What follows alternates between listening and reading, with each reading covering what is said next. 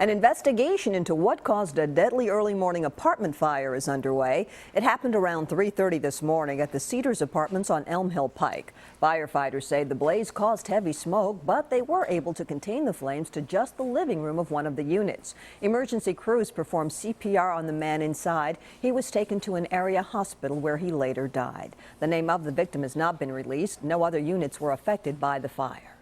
The search for more evidence in the Holly Bobo murder case continues today in Decatur County. Yesterday, more than a dozen TBI agents searched the area where Holly's skull was found Sunday.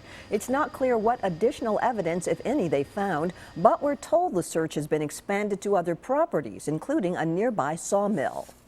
A trial date has not yet been set in the Holly Bobo murder case, but the criminal case against the two suspects, Zach Adams and Jason Autry, continues to grow. The recent discovery of Holly's remains is the most important piece of evidence yet.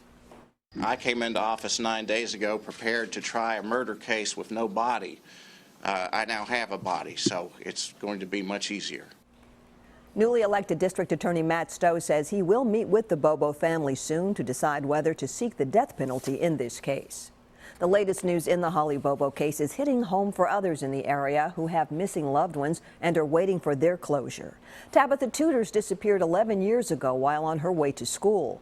Nikki Burgess vanished in May, and searches of her Hermitage home have turned up very few clues. Family and friends of both women said they feel for the Bobo family, but hope the news brings them closure. They remain optimistic their loved ones will be found alive. It's hard to be hopeful as more time passes, but yes, you always have that last shred of hope. You always do. We know it's a 50-50 chance that Tabitha might not be here with us anymore either, but we're not going to give up, you know. Until they come and tell us that they found her remains, I will always believe that my daughter's alive. Both cases remain under investigation. No arrests have been made. If you have any information, call Metro Police or Crime Stoppers at 74-CRIME. A Clarksville woman has been arrested accused of stealing $20,000 from a charity designed to help veterans. The TBI says Christy Overstreet Hill embezzled thousands of dollars from the local chapter of the Wounded Warriors Project Fund. She had been managing that fund since 2011. Investigators say she transferred the $20,000 raised to help wounded vets into her own personal bank account and then used the money for her living expenses. She's been charged with theft over $10,000 and is now out on bail. President Obama will unveil his plan for taking on ISIS during a primetime speech from the White House tonight. The president is expected to announce he will use military force to combat ISIS in both Iraq and Syria. He'll also talk about he and Congress can work together to defeat the terrorist group. That's tonight at 8 o'clock here on News Channel 5 following Big Brother.